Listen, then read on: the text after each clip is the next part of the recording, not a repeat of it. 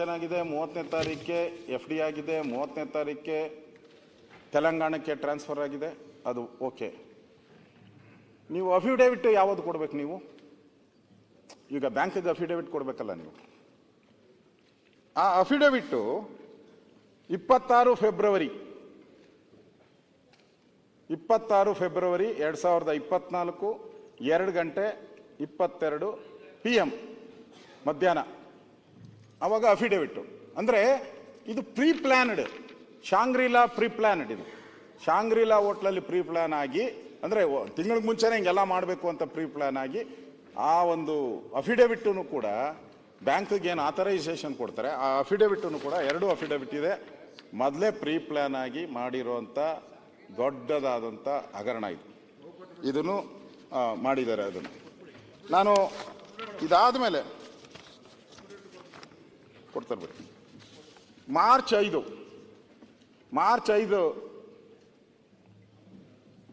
Fifth Mass Management Private ಲಿಮಿಟೆಡ್ಗೆ 5,35,00,000 ಕೊಡ್ತಾರೆ company. March 5 Zeliant Training and Consulting Services 4.97 crore ಕೊಡ್ತಾರೆ ಅವರು. ಮಾರ್ಚ್ 6 ಹ್ಯಾಪಿಯೆಸ್ಟ್ ಮೈಂಡ್ ಟೆಕ್ನಾಲಜಿ 4.53 ಕೋಟಿ ಕೊಡ್ತಾರೆ. ಮಾರ್ಚ್ 6 YM ಎಂಟರ್ಪ್ರೈಸಸ್ 4,98,00,000 ಕೊಡ್ತಾರೆ. ಮನು ಎಂಟರ್ಪ್ರೈಸಸ್ ಮಾರ್ಚ್ 6 5,01,00,000 ಕೊಡ್ತಾರೆ. March 6 Arcot business services 5.46 crore ಕೊಡ್ತಾರೆ. March 6 Major Talent Software India Private Limited 5.10 crore ಕೊಡ್ತಾರೆ. ನಿತ್ಯ ಸೆಕ್ಯೂರಿಟಿ ಸರ್ವಿಸ್ 4.47 ಕೊಡ್ತಾರೆ. Volta Technology Service 5.12. V6 Business Solution 4.50. ಈ ಥರ ಒಟ್ಟು 18 ಕಂಪನಿ ಇನ್ನೂ ಇದೆ. Grab Service Private Limited, Grab ಅಂದೇನು ಗ್ರಬ್ ಸರ್ವಿಸ್ ಪ್ರೈವೇಟ್ ಲಿಮಿಟೆಡ್ 5.88. ಇಷ್ಟು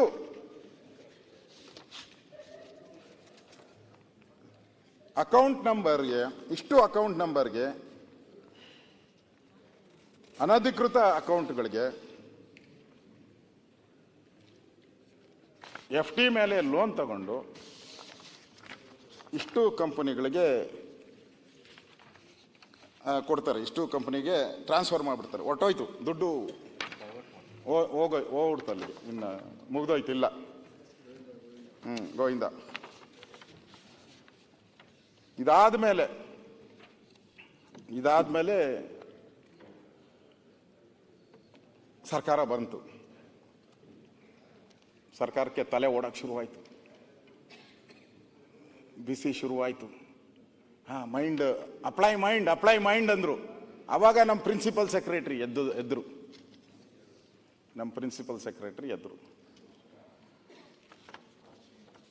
ಈ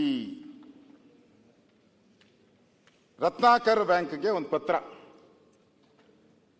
MG ರಸ್ತೆಯಲ್ಲಿರುವ UB ಬ್ಯಾಂಕ್ನಿಂದ RBL ಬ್ಯಾಂಕಿಗೆ ವರ್ಗಾಯಿಸಿದ ವಾಲ್ಮೀಕಿ ನಿಗಮದ ಹಣವನ್ನು ತಡೆ ಇಡುವಂತೆ ಕೋರಿರುತ್ತಾರೆ. ಅಂದರೆ ನಮ್ಮ ಪ್ರಿನ್ಸಿಪಲ್ ಸೆಕ್ರೆಟರಿ ಅವಾಗ ಎಂಟ್ರಿ ಆಗಿ, ಇಲ್ಲಿ ದುಡ್ಡೆಲ್ಲ ಹೋದ ಮೇಲೆ ಎಂಟ್ರಿ ಆಗಿ ಒಂದು ಪತ್ರ ಬರೀತಾರೆ. ಅಂದರೆ ಕೋಟೆ ಕೊಳ್ಳೆ ಹೊಡೆದ ಮೇಲೆ ದಿಡ್ಡಿ ಬಾಗಿಲು ಹಾಕಿದ್ರಂತೆ.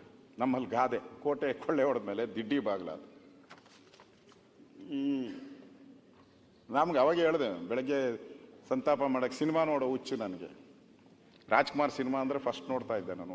ಫಸ್ಟ್ ಟಿಕೆಟ್ ತಗೋಬೇಕಾಯ್ತು. ನಾನು ನುಗ್ಗಿ ಪಗ್ಗಿ ಓದ್ತಾ ಇದ್ದೆ. ಆ ಸಿನಿಮಾದಲ್ಲಿ ನೋಡಿದ್ಮೇಲೆ ರಾಜ್ಕುಮಾರು ಅವಾಗ ಇವರು ವಿಲನ್ ವಜ್ರಮುನಿ, ಫೇಮಸ್, ಭಾಳ ಸ್ಟ್ರಾಂಗ್, ನಮ್ಮವರೇ. ಪಿಕ್ಚರೆಲ್ಲ ಆಗೋಗೋದು 2 ಗಂಟೆ. ಕೊನೆ ಇನ್ನೊಂದು ನಿಮಿಷ ಇದ್ದಾಗ ಈ ಫೈಟು ಗೀಟು ಎಲ್ಲ ಆದಮೇಲೆ ಲಾಸ್ಟ್ ಇನ್ನೇನು 1 ಸೆಕೆಂಡು ಪೊಲೀಸರು ಬರೋರು, ಒಂದು ಅರೆಸ್ಟ್ ಮಾಡಿಕೊಂಡು ಹಂಗೆ ಎಂಟ್ರಿ ಇವ್ರದ್ದು ಹೋಗೋಯ್ತಲ್ಲ. ದಡ್ಡಿ ಬಾಗಿಲು ತೆಗೆದು ಲೂಟಿಯಾಗಿ ಹೊರಟೋಯ್ತು. ಮೊದಲೇ ಕೇಳಬೇಕಾಯ್ತು. ಇವರು ಬ್ಯಾಂಕಿನಿಂದ ಅನಾಥರೈಸ್ ಅಕೌಂಟ್ MG ರೋಡ್ಗೆ ಹೋದಾಗೆ ನೀವು ಕೇಳಬೇಕಾಗಿತ್ತು, ಕೇಳಿಲ್ಲ. ಅವಾಗ ಬಿಟ್ಬಿಟ್ಟು ಎಲ್ಲ ಎಲ್ಲ ಹೋಗಿ ಆದಮೇಲೆ ಅದೇನೋ ಕೆರೆ ಕಟ್ಟೆ ಹೊಡೆದು ಅದು ನೀರೆಲ್ಲ ಆಚೆ ಹೋಗ್ಬಿಡ್ತಂತೆ. ಆಮೇಲೆ ನಮ್ಮಲ್ಲಿ ಹೋಗ್ತಾರಲ್ಲ ಮಾಮೂಲಿ ನಮ್ಮ ಇಂಜಿನಿಯರ್ PW ಇಂಜಿನಿಯರ್ ಹೋಗ್ಬಿಟ್ಟು ಎಲ್ಲದಕ್ಕೂ ಮರಳಿ ಮೂಟೆ ಹಾಕ್ಬಿಟ್ಟು ಅದಕ್ಕೆ ಬಿಲ್ ಮಾಡ್ಕಂತಾರೆ. ಹಂಗಾಯ್ತು ಇದು ಕತೆ. ಎಲ್ಲ ನೀರೆಲ್ಲ ಆಚೆ ಹೋದ್ಮೇಲೆ ವಾಪಸ್ ತರಕಾಗ್ತದ? ಸಿಗ್ತಾನೆ ಇಲ್ಲ ಇದನ್ನೆಲ್ಲ. ಇಷ್ಟೂ ಕೂಡ ಈ ಹಣವನ್ನೆಲ್ಲ ಏನು ಮಾಡಿದ್ರು, ಹೋದ್ಮೇಲೆ ಮದ್ಯದ ಅಂಗಡಿಗೆ ಕೊಟ್ಟರು. ಒಂದಲ್ಲ ನೂರಾರು ಮದ್ಯದ ಅಂಗಡಿಗಳಿಗೆ ಈ ಹಣ. ಯಾಕೆ ಇದು ಮಾಡೋದು ಅಂದರೆ ಪ್ಲ್ಯಾನ್. ನಾನು ಹೇಳ್ತಾ ಇರೋದು ಏನು, ಇದು ಸುಮ್ಮನೆ ಆಗ ಮಾಡಿದ್ದ ಇದಲ್ಲ, ಇಟ್ಸ್ ಎ ಪ್ಲ್ಯಾನ್. ನೂರಾರು ವೈನ್ ಸ್ಟೋರ್ಗಳಿಗೆ ಕೊಟ್ಟರು, ನೂರಾರು ಚಿನ್ನದ ಅಂಗಡಿಗಳಿಗೆ ಕೊಟ್ಟರು, ಸಣ್ಣ ಸಣ್ಣ ಕಂಪನಿಗಳಿಗೆಲ್ಲ ಕೊಟ್ಟರು. ದಾರು ಅಂಗಡಿ ಕೊಟ್ಟರು, ಎಲ್ಲ ಕೊಟ್ಟರು. ಯಾಕೆ ಕೊಟ್ಟರು ಅಂದರೆ ಅಲ್ಲಿ ಕ್ಯಾಶ್ ಟ್ರಾನ್ಸಾಕ್ಷನ್ ಇದೆ. ಅಲ್ಲಿ ಕಮಿಷನ್ ಮಾತಾಡಿದ್ರು, ನೋಡಪ್ಪ ನಾವು ಇಷ್ಟು ದುಡ್ಡು ಬರ್ತೈತಲ್ಲ, ಇಷ್ಟು ದುಡ್ಡು ನಿಮ್ಮ ಅಕೌಂಟ್ಗೆ 1 ಕೋಟಿ 2 ಹಾಕ್ತೀರಿ, ನೀವು ಇದಕ್ಕೆ 5% ತಗೊಂಡು, 5% ಜಾಸ್ತಿ ಇಲ್ಲ, ಅದನ್ನು ಕರೆಕ್ಟಾಗಿ ನನಗೆ ಗೊತ್ತಿರೋ ಪ್ರಕಾರ 5% ತಗೊಂಡು ಇಷ್ಟೂ ಕ್ಯಾಶ್ ಕೊಟ್ಟು. ಅದನ್ನೇ ED ಅವ್ರು ಹೇಳಿರೋದು. ಅದು ಪೂರ್ತಿ ಎಲೆಕ್ಷನ್ ಬಂತು ಅಂತ ಇದ್ರ ಪ್ರಕಾರ ಹೇಳಿರೋದು ED ಅವರ ಅಫಿಡೇವಿಟಲ್ಲಿ ಹಾಕಿರೋದು. ಅಂದರೆ ದಲಿತರ ಹಣ ಪಾಪ ಅವನು ಯಾರೋ ಮನೆ ಕಟ್ಕೊಬೇಕಾಯ್ತು, ಕಾಡು ಮೇಲೆ ಅಳಿಯೋನ ಮನೆ, ಅವನ ಹಣ ಇಲ್ಲಿ ಹೊರಟೋಯ್ತಿರುತ್ತೆ. ಬೋರ್ ಹಾಕ್ಬೇಕಾಯ್ತು, ಪೆಟ್ಟಿ ಅಂಗಡಿ ಇಕ್ಬೇಕಾಯ್ತು. ಇವರಿಬ್ಬರೇ ಪೆಟ್ಟಿ ಅಂಗಡಿ ಇಕ್ಕೊಂಬಿಟ್ರೆ, ಎಲ್ಲ ಪೆಟ್ಟಿ ಅಂಗಡಿ ಇಕ್ಕೊಂಡು ಲೂಟಿ ಹೊಡೆದ್ಬಿಟ್ರೆ ಅಲ್ಲೇ. ಇದು ಇವತ್ತಿನ ಆಗಿರುವಂಥದ್ದು. ಇದಾದ್ಮೇಲೆ ಕಿಂಗ್ ಪಿನ್ ಸತ್ಯನಾರಾಯಣ ವರ್ಮಾ ಮತ್ತು ಚಂದ್ರಶೇಖರ್ SIT ಬಂಧಿಸಿದ್ದಾರೆ. ಎಲ್ಲ 18 ಕಂಪನಿಗಳು, ಈ 18 ಕಂಪನಿಗಳು ಇದೆ ಬೆಂಗಳೂರಲ್ಲಿದೆ, ಇಲ್ಲ ಅಂತಲ್ಲ. 18 ಕಂಪನಿ ಬೆಂಗಳೂರಲ್ಲಿದೆ. ಆ ಕಂಪನಿಗಳನ್ನ ಹೊಸದಾಗಿ ಸೃಷ್ಟಿ ಮಾಡಿ ಅಲ್ಲಿ ಮಾಡಿರೋವಂಥದ್ದು. ಈ ಕಂಪನಿ ಹೆಸರಲ್ಲಿ ಮಾಡಿರೋದು ಎಲ್ಲ Google pay, phone pay, RTGS ಅಲ್ಲಿ ಎಲ್ಲ ಮಾಡಿ ಇದನ್ನ ನುಂಗಾಕಿದ್ದಾರೆ. ಇವತ್ತು ಅಧ್ಯಕ್ಷರೇ, ಇದು ಎಲ್ಲಿ ಸಿಕ್ಕಾಕೊಂಡ್ರು ಇವ್ರು ಕಳ್ಳರು ಅಂತ ಹೇಳಿದ್ರೆ ದಾಖಲೆ ಇದು ಕೊಡ್ತೀನಿ ನಿಮ್ಮ ಕೈಗೆ. ದಾಖಲೆ ಇದು ಎಲ್ಲಿ ಸಿಕ್ಕಾಕೊಂಡ್ರು ಅಂದರೆ, ಮುಖ್ಯಮಂತ್ರಿಗಳೇ, ಬೆನಿಫಿಷರಿ ನೇಮ್ ನಾನು ಇಷ್ಟು ಹೇಳಿದೆ. ಇವಾಗ ಸಿಸ್ಟಮ್ ಸರ್ವಿಸ್ ಕಂಪನಿ, ರಾಮಾಯಣ, ಇದೆಲ್ಲ ಹೇಳಿದೆ. ಎಲ್ಲಿ ಸಿಕ್ಕಾಕೊಂಡ್ರು ಅಂದರೆ, ಅಕೌಂಟ್ ಮಾಡೋರು ಹೆಂಗೆ ಮಾಡೋರು ಗೊತ್ತಾ? ಈ ಕಂಪನಿಗಳೆಲ್ಲ ಬೆಂಗಳೂರಲ್ಲವೇ. ಯಾವುದೋ 5 ವರ್ಷದಿಂದ ಒಂದಾಗೈತೆ, 10 ವರ್ಷದಿಂದ ಒಂದಾಗೈತೆ, 20 ವರ್ಷದಿಂದ ಒಂದಾಗೈತೆ, 3 ತಿಂಗಳಿಂದ ಎಲ್ಲ ಕಂಪನಿಗಳು ರಿಜಿಸ್ಟ್ರೇಷನ್ ಬೇರೆ ಇರ್ತೈತೆ. ಅವ್ರವ್ರ ದಿನ ಬೇಕಾದ್ರೆ ಮಾಡ್ಕೊಂಡವ್ರೆ. ಇವ್ರಿಗೇನು ಅಂತ ಹೇಳಿದ್ರೆ, ಇಷ್ಟು ಅಕೌಂಟನ್ನು ಸೀರಿಯಲ್ ನಂಬರ್ ಪ್ರಕಾರ ಮಾಡವ್ರೆ. ಅಕೌಂಟನ್ನ ಯಾವಾಗೋ ಇರೋದು ಅಂದರೆ ರಿಜಿಸ್ಟರ್ ಆಗಬೇಕಾದ್ರೆ ಅವ್ರ ಮನ್ಸಿಗೆ ಬಂದದ್ದು ದಿನ ಮಾಡ್ಕೊಬೇಕಾಯ್ತು. ಅಕೌಂಟ್ ನಂಬರು ಹೇಗೆ ಮಾಡಿದ್ದಾರೆ ಅಂದರೆ, ಕೊನೆ ನಂಬರ್ಗಳು ಮಾತ್ರ ನಾನು ಓದ್ತೀನಿ. ದೊಡ್ಡ ನಂಬರ್ ಇದೆ, ಜಾಸ್ತಿ ನಂಬರ್ ಇದೆ. 202, 203, 204, 205, 206, 207, 208, 209. 40 ಕೋಟಿ 10 ಲಕ್ಷ ರೂಪಾಯಿ ಟ್ರಾನ್ಸ್ಫರ್. ಇಷ್ಟು ಸೀರಿಯಲ್ಲಾಗೆ ಮಾಡವ್ರೆ. ಅಕೌಂಟ್ ಬ್ಯಾಂಕ್ಗೆ, ಅಕೌಂಟ್ಗೆ. ಇಲ್ಲಿ ED ಅವ್ರು ಯಾಕೆ ಎಂಟ್ರ್ ಆದರು ಅಂತ ಕೇಳ್ತಾರಲ್ಲ, ಎಲ್ಲಿ ಅವಾಲ ಬರುತ್ತೋ ಅಲ್ಲಿ ED ಅವ್ರು ಎಂಟ್ರಿ ಆಗೇ ಆಗ್ತಾರೆ. ಬೇಡ ಅಂದರೂ ಹೇಳ್ತಾರೆ. ಎಲ್ಲಿ ಅಕ್ರಮ ಅವಾಲ ಆದಾಗ ನ್ಯಾಚುರಲ್ ಆಗಿ ಬಂದೇ ಬರ್ತಾರೆ. ಇಲ್ಲಿ ಸೀರಿಯಲ್ ಆಗಿ ಇವರು ಕತ್ತಿರುವಂಥದ್ದು. ಬೇನಾಮಿ ಹೆಸರಿಗೆ 40 ಕೋಟಿ ಕಳಿಸಿರೋ ಚೆಕ್ಕೂ ಕೊಡ್ತೀನಿ ನಿಮಗೆ. ಇಲ್ಲಿ ಚೆಕ್ಕೂ ಇದೆ, ಇವರು RTGS ಮಾಡಿರೋದು ನೋಡಿ, ಇಲ್ಲಿ ಡೀಟೇಲ್ ಆಗಿ ಕೊಟ್ಟಿದ್ದೀನಿ. ಇವಾಗ ಮಾನ್ಯ ಮುಖ್ಯಮಂತ್ರಿಗಳು SIT ಮಾಡಿದ ಮೇಲೆ ಅವರು ಸತ್ಯನಾರಾಯಣ ವರ್ಮಾ ಹತ್ರ 8.21 ಕೋಟಿ ವಸೂಲಿ ಮಾಡವ್ರೆ. ಅವ್ರು ಬರೀ ಐಷಾರಾಮಿ ಕಾರು ಎತ್ತಾ ಇತ್ತು, ಅದನ್ನು ಕಿತ್ಕೊಂಡು ಮತ್ತೆ ವಾಪಸ್ಸು ದುಡ್ಡು ವಸೂಲಿ ಮಾಡಿದ್ದಾರೆ. ನಿಗಮದ MD ಪುತ್ರನ ಹೆಸರಲ್ಲಿ 3.5 ಕೋಟಿ ಇತ್ತು, ಅದು ನೆಲಮಂಗಲದಲ್ಲಿ ಸೀಸ್ ಮಾಡಿದ್ದಾರೆ. ಆ ಪುತ್ರನ ಹೆಸರಲ್ಲಿ ಇಟ್ಟಿದ್ದವನು ಅಲ್ಲಿ ನೆಲಮಂಗಲದಲ್ಲಿ ಜಪ್ತಿ ಮಾಡಿದ್ದಾರೆ, ಅವ್ರ ಫ್ರೆಂಡ್ ಮನೆಯಲ್ಲಿ. ನೆಕ್ಕುಂಡಿ ಮತ್ತು ಸತ್ಯನಾರಾಯಣ ವರ್ಮಾ ಅವರು ನಾಗೇಂದ್ರನ ಆಪ್ತ ಹರೀಶ್ ಬಳಿ 25 ಲಕ್ಷ, ದಗ್ಗಲ್ ಆಪ್ತನಿಂದ 55 ಲಕ್ಷ ಅದು ಅವ್ರಿಗೆ ಹೋಗಿದೆ ದುಡ್ಡು. ಉಳಿದ ಹಣ ಏನಾಗಿದೆ ಅಂತ ಇನ್ನೂ ಹುಡುಕ್ತಾ ಇದ್ದಾರೆ, ಇನ್ನೂ ಸಿಗ್ತಾ ಇಲ್ಲ. ಅಂದರೆ ಔಟ್ ಇದೆ, ಎಲ್ಲೆಲ್ಲೋ ಸಿಗೋದು ಕಷ್ಟ ಅಂತ ನನಗನ್ಸುತ್ತೆ. ಇಲ್ಲಿ ಇಂಪಾರ್ಟೆಂಟು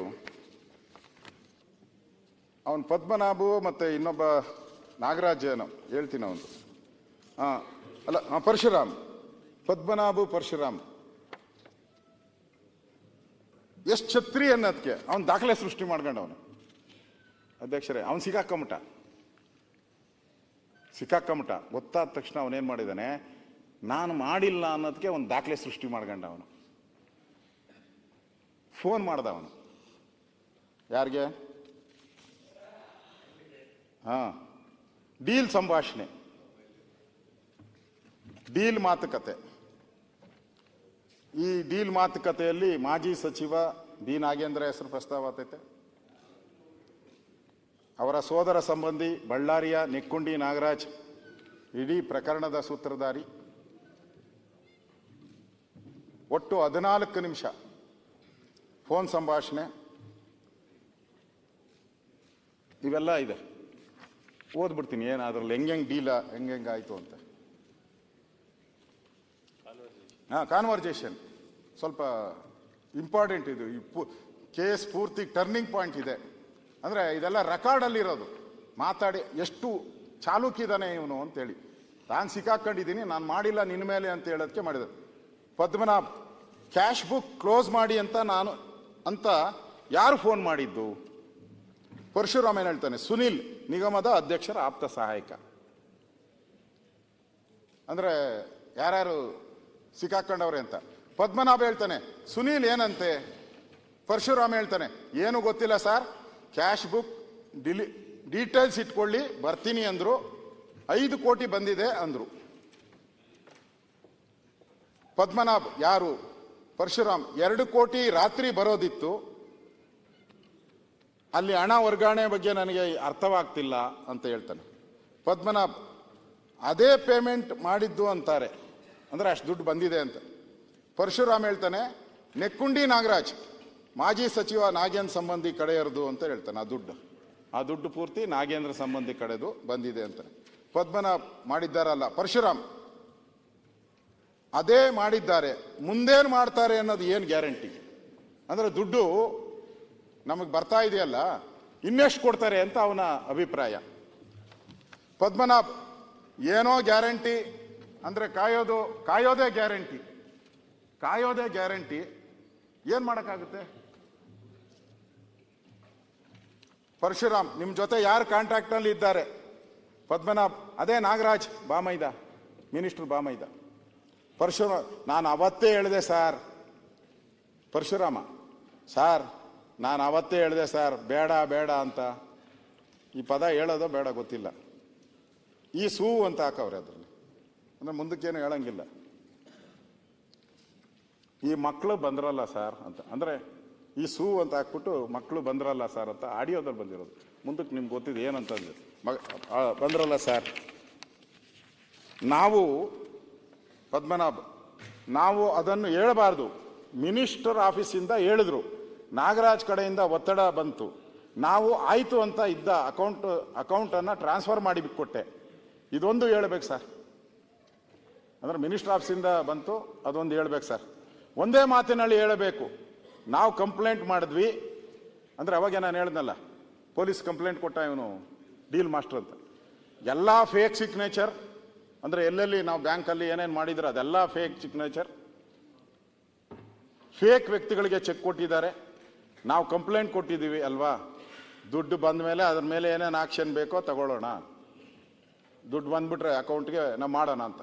ಪರಶುರಾಮ್ ಹೇಳ್ತಾನೆ ಬ್ಯಾಂಕ್ನವರು ಈ ಕೇಸ್ ಮಾಡ್ತಿದ್ದಾರಲ್ಲ ಸರ್, ನಮ್ಮ ದುಡ್ಡು ನಮಗೆ ಕೊಡ್ತಾರಾ, ಮುಂದೇನು ಮಾಡೋದು? ಅಂದರೆ ನಾವು ಡೀಲ್ ಕಮಿಷನ್ ದುಡ್ಡು ಐತಲ್ಲ, ಇದೆಲ್ಲ ಆದಮೇಲೆ ನಮ್ಮ ದುಡ್ಡು ನಮಗೆ ಕೊಡ್ತಾರಾ ಸಾರ್ ಅಂತ ಕೇಳ್ತಾನೆ. ಪದ್ಮನಾಭ ಹೇಳ್ತಾನೆ ಇಂಪಾರ್ಟೆಂಟು ಸರ್ ಇದು. ಪದ್ಮನಾಭ ಹೇಳ್ತಾನೆ CBI ಬರುತ್ತೆ, ಯತ್ನಾಳ್ರೆ CBI ಬರುತ್ತೆ, 2 ವರ್ಷ ಜೈಲಲ್ಲಿ ಇರಬೇಕಾಗ್ತದೆ. CBI ಬರುತ್ತೆ, 2 ವರ್ಷ ಜೈಲಲ್ಲಿ ಇರಬೇಕಾಗ್ತದೆ, ಜಾಮೀನು ಮಾಡಿಸ್ಕೊಬೇಕು ಅಷ್ಟೇ ಅಂತಾರೆ. ಅಂದರೆ ಕನ್ಫರ್ಮಾ ಕಳ್ತನ ಮಾಡಿರೋದು? ದುಡ್ಡು ಹೊಡೆದಿರೋದು ಕನ್ಫರ್ಮಾ? ಅವರೇ ಹೇಳ್ಬಿಟ್ಟವ್ರೆ, CBI ಬರ್ತದೆ, 2 ವರ್ಷ ಜೈಲ್ ಗ್ಯಾರಂಟಿ, ಬೇಲ್ ತಾಣಕ್ಕೆ ಮಾಡೋದು ಬಿಟ್ಟರು ಬೇರೆ ಏನೂ ಇಲ್ಲ ಅಂತಾನೆ. ಹಾ, ಪರಶುರಾಮ್ ಹೇಳ್ತಾನೆ, ಮಿನಿಸ್ಟ್ರು ಅವರ ಗಮನಕ್ಕೆ ಇಲ್ವಾ ಸರ್ ಅಂತ. ಯಾವುದು? ನೆಕ್ಕುಂಡಿ ನಾಗರಾಜ್ ಅಕೌಂಟ್ ಮಾಡಿರೋದು. ಪದ್ಮನಾಭ ಹೇಳ್ತಾನೆ, ಅದು ಗೊತ್ತು ಅವರಿಗೆ, ಅವರೇ ಅಲ್ವಾ ಶಾಂಗ್ರಿಲಾ ಹೋಟೆಲಲ್ಲಿ ಕರೆಸಿ ಮಾತಾಡಿದ್ದು ಮಿನಿಸ್ಟ್ರು. ಹೌದು ಸರ್, ಅಕೌಂಟ್ ಓಪನ್ ಮಾಡಿದ ದಿನ ನೆಕ್ಕುಂಡಿ ನಾಗರಾಜ್ ಆಫೀಸ್ಗೆ ಬಂದಿದ್ರು. ಪರಶುರಾಮ್ 50 ಸಲ ಕಾಲ್ ಮಾಡಿ ಇಟ್ರು ಸರ್, 50 ಸಲ ಕಾಲ್ ಮಾಡಿಬಿಟ್ರು. ನನಗೆ ನಿಮ್ಮ ಮೇಲೆ ಜಾಸ್ತಿ ನಂಬಿಕೆ ಇದೆ ಸರ್, ನೀವೆಲ್ಲ ಚೆಕ್ ಮಾಡಿದ್ದೀರಿ ಅಂತ. ಪದ್ಮನಾಭ್, ಈ ಬ್ಯಾಂಕ್ ಅಕೌಂಟ್ಸ್ ಎಲ್ಲ ನಾನೆಲ್ಲಿ ನೋಡ್ತೀನಿ? ಎಲೆಕ್ಷನ್ ಡ್ಯೂಟಿಗೆ ಹೋಗುವಾಗ ಸರಿಯಾಗಿ ಅಕೌಂಟ್ ನೋಡಿಲ್ಲ, ಅದೊಂದು ತಪ್ಪು ಮಾಡಿದ್ದೆ. ಪರಶುರಾಮ್, ಅಲ್ಲ ಸರ್, ನಾನು ಚಂದ್ರಶೇಖರ್ ಆತ್ಮಹತ್ಯೆ ಮಾಡಿಕೊಂಡ ಹೋಗಿ ಬನ್ನಿ ಅಂತ ಹೇಳಿದೆ. ಈಗ 5 ಕೋಟಿ ಹಾಕಿದ್ದಾರೆ, ಉಳಿದಾಡ ಹಾಕಿಬಿಟ್ಟರೆ ನಮ್ಮ ಸರಸೆ ಇರಲ್ಲಲ್ವಾ ಸರ್? ತಪ್ಪೇ ಅಲ್ವೇನಯ್ಯ? ಪದ್ಮನಾಭ್, ತಪ್ಪೇ ಅಲ್ವೇನಲ್ಲ? ಇದೆಲ್ಲ ಗೊತ್ತಾದರೆ ನಮಗೆ ಗೊತ್ತಿರೋದೆಲ್ಲ ಇನ್ವಾಲ್ವ್ ಆಗಿದ್ದಾರಲ್ಲಯ್ಯ. ಹಣ ಬಂದ ಮೇಲೆ ಸಮಸ್ಯೆ ಏನು ಮಾಡೋದು? ನಾವು ಸುಮ್ಮನೆ ಇರೋದೇ ಆಯಿತು ಅಷ್ಟೇ ಅಲ್ವಾ ಸರ್ ಅಂತ ಹೇಳಿದ. ಇದು ಪದ್ಮನಾಭ. ಆಮೇಲೆ ಹೇಳ್ತಾರೆ, ನಮ್ಮ ಕೆಲಸ ನಾವು ಮಾಡೋಣ, ಇಲ್ಲವೆಂದರೆ ಜೈಲಿಗೆ ಹೋಗೋಣ. ರೆಕಾರ್ಡ್, ಆಡಿಯೋ ರೆಕಾರ್ಡಲ್ಲಿ ಬಂದಿರೋದು, ಮಾತಾಡಿರೋದು. ನಮ್ಮ ಕೆಲಸ ನಾವು ಮಾಡೋಣ, ಇಲ್ವೇ ಜೈಲಿಗೆ ಹೋಗೋಣ. ಫೇರ್ ಔಟ್ ಇದ್ದಾರೆ ಅಂದರೆ ಕನ್ಫರ್ಮೇಷನ್ ಎಲ್ಲ ತಿಂದು ಸಿಕ್ಕಾಕೊಂಡಿರೋದೆಲ್ಲ ಗೊತ್ತಾಗದ್ಮೇಲೆ. ಯಾವಾಗ ನೀವು ಸೂಸೈಡ್ ಮಾಡ್ಕೊಂಡ ಅವ್ರಿಗೆ ಗೊತ್ತಾಗ್ಬಿಡ್ತು, ಓ ಇದು ಆತದೆ. ಪರಶುರಾಮ್, ಇದರಿಂದ ಹೊರಬರೋದು ಯಾಕೆ ಸರ್? ಪರಶುರಾಮ್, ಇದರಿಂದ ಹೊರಬರೋದು ಹೆಂಗೆ ಸರ್? ಅವನ ಐಡಿಯಾ ಕೊಡ್ತಾನೆ. ಪದ್ಮನಾಭ ಹೇಳ್ತಾನೆ, ನಾನು ಇಡೀ ರಾತ್ರಿ ಕಣ್ಣು ಮುಚ್ಚಿಲ್ಲ, ನಾನು ಇಡೀ ರಾತ್ರಿ ನಿದ್ದೆ ಮಾಡಿಲ್ಲ ಈ ವಿಚಾರ ಗೊತ್ತಾದ್ಮೇಲೆ. ಪರಶುರಾಮ್, ದುಡ್ಡು ಬಂದ ಮೇಲೆ ಏನು ಮಾಡೋದು ಸರ್? ಪದ್ಮನಾಭ್, ಫೇಸ್ ಚೆಕ್ಕು ಸೃಷ್ಟಿಸೋಣ. ಫೇಸ್ ಚೆಕ್ಕು ಸೃಷ್ಟಿಸಿ ಫೋರ್ಜರಿ ಸರಿ ಮಾಡಿ ಹಣ ವರ್ಗಾವಣೆ ಮಾಡಿದ್ದಾರೆ ಅಂತ ಕ್ರಿಮಿನಲ್ ಕೇಸ್ ಕೊಟ್ಟಿದ್ದಾರೆ. ಯಾರು? CBIನವರು. ಈಗ ಬಂದರೆ ಅವರು ಫೇಸ್ ಚೆಕ್ ಸೃಷ್ಟಿ, ಫೋರ್ಜರಿ ಸಹಿ ಮಾಡಿದ್ದಾರೆ, ಹಣ ವರ್ಗಾವಣೆ ಮಾಡಿದ್ದಾರೆ ಅಂತ ಕ್ರಿಮಿನಲ್ ಕೇಸ್ ಕೊಟ್ಟಿದ್ದಾರೆ. ಯಾರು? ಬ್ಯಾಂಕ್ ಅವರು. CBIನವರು ಬಂದರೆ 2 ವರ್ಷ ಜೈಲಲ್ಲೇ ಇರಬೇಕು. CBIನವರು ಬಂದರೆ 2 ವರ್ಷ ಜೈಲಲ್ಲಿ ಇರಬೇಕು. ಲೋಕಲ್ ಪೊಲೀಸರು ಬಂದರೆ ಪರವಾಗಿಲ್ಲ. ಮಾತಾಡಿರೋದು ಆಡಿಯೋದಲ್ಲಿ. CBIನವ್ರು ಬಂದರೆ 2 ವರ್ಷ, ಲೋಕಲ್ ಅವ್ರು ಬಂದರೆ ಬಚಾವ್ ಆಗ್ಬೋದು ಅಂತ. ಪರವಾಗಿಲ್ಲ. ಅದಕ್ಕೆ ನಾವು ಯಾಕೆ ಬೇಡ SIT ಅಂತ ಕೇಳಿದ್ದು. ಇದಕ್ಕೆ SIT ಬೇಡ, ಇದು ಅಂತಾರಾಜ್ಯಗಳಿಗೆ ಸಂಬಂಧಪಟ್ಟಂತ ಒಂದು ವಿಚಾರ ಇರೋದರಿಂದ ಇದನ್ನ CBI ಆಲ್ರೆಡಿ ಎಂಟ್ರಿ ಔಟ್ ಇದೆ. CBI ನೀವು ಬೇಡ ಅಂದ್ರೆ ಅವ್ರು ತನಿಖೆ ಮಾಡೇ ಮಾಡ್ತಾರೆ ಅವರು, ಎಲ್ಲ ಆ್ಯಂಗಲಲ್ಲೂ ಮಾಡೇ ಮಾಡ್ತಾರೆ.